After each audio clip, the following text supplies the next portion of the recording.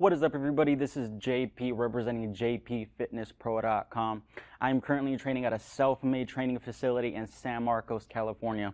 If you are currently looking for one-on-one training, small group training, online training, or nutrition, meal plans, nutrition guides, please head on over to my website. Again, that's jpfitnesspro.com. That is the easiest way to contact me. You can email me or call me from my website.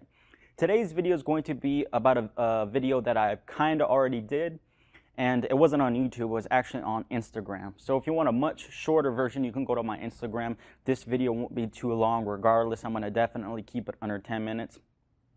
And it's comparing the guillotine press versus the traditional bench press.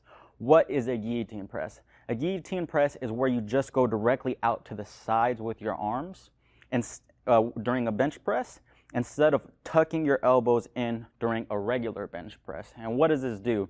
Basically, it instead of the bar like ending up at your low mid-chest on the bottom of a bench press, it ends up higher on your chest, almost to like your neck kind of, depending on how you do it. If you go directly out, it may end up on like your very upper chest, bottom neck kind of area. Now, what about the guillotine press? A full range of motion guillotine press, in my opinion, is just not a good idea. And a lot of people always say tuck your elbows in during a push-up, tuck your elbows in during a bench press. But why is that? Well, the first reason is that any joint taken to a large range of motion or too large range of motion is going to compromise the integrity of that joint.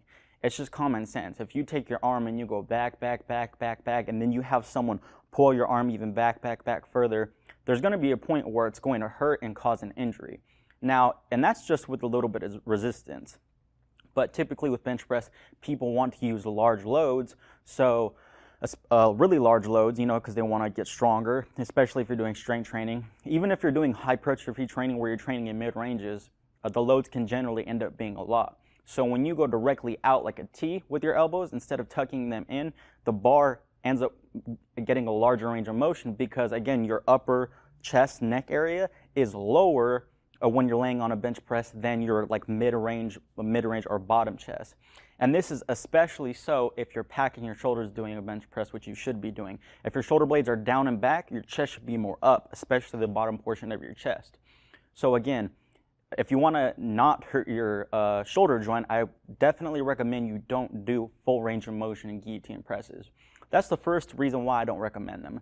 The second reason I don't recommend them is just due to the fact that you are not able to lift a lot of load in that bottom portion of the guillotine press. Let's just assume that your shoulder could safely go to that range of motion during a guillotine press, and you have no problem doing that with your shoulder joint, which isn't the case, but let's just assume that's the case. A muscle fiber or a muscle taken to that large, to like end ranges of motion, very long ranges of motion, and is stretched out in a very far manner, is not in a position to optimally contract.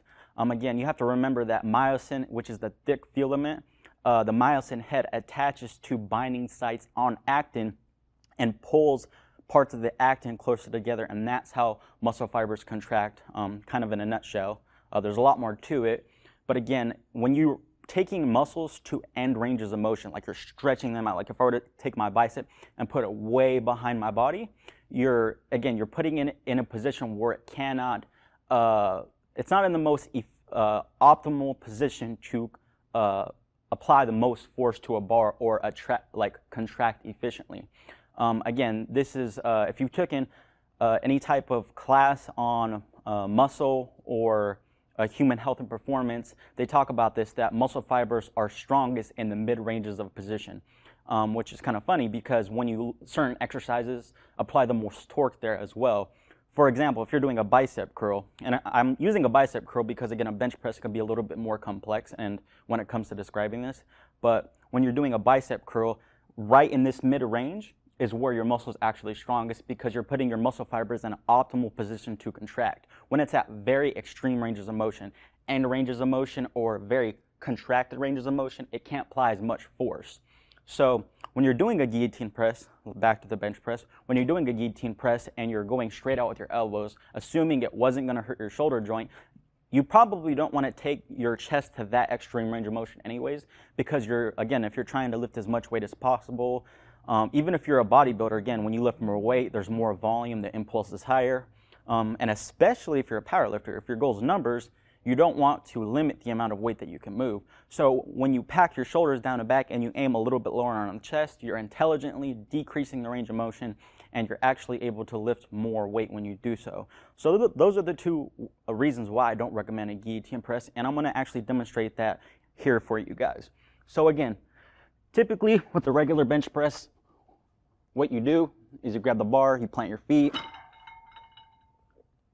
and you unrack the bar, and instead of coming straight out with your elbows, you come down on like the lower portion of your chest, right about here. Again, everyone's a little bit different, but roughly in kind of this area.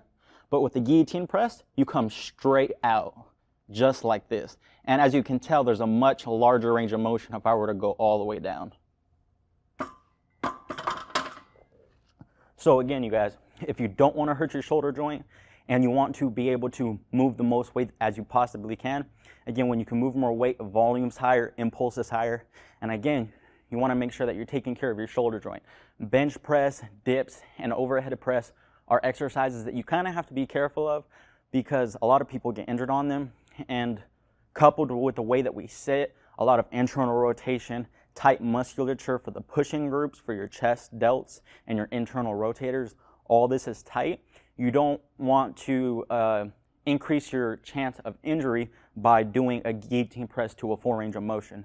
Now again, if you wanted to do a guillotine press and limit the range of motion like drastically, because you maybe want to get more of that, if you want to get that more horizontal movement in, and you don't want to tuck in your elbows, you know, then I recommend doing it, but just cutting the range of motion in half. But again, that's depending on what your goals are. I wouldn't, if you're not specifically implementing the guillotine press intelligently into your workout program, then again, like if you're specifically not trying to target a horizontal adduction, if that's not your specific goal and you don't want any other planes of movement, then I wouldn't do guillotine press, period. But again, if you're smart and you're trying to make a good specific plan and you have a reason why you're implementing it, then the only thing I would recommend is that you limit range of motion, maybe do dumbbells instead. If you're going to do bench press, just limit range of motion. If you guys have any questions, comments, concerns, please post them down below. I'll see you guys in the next video. Peace.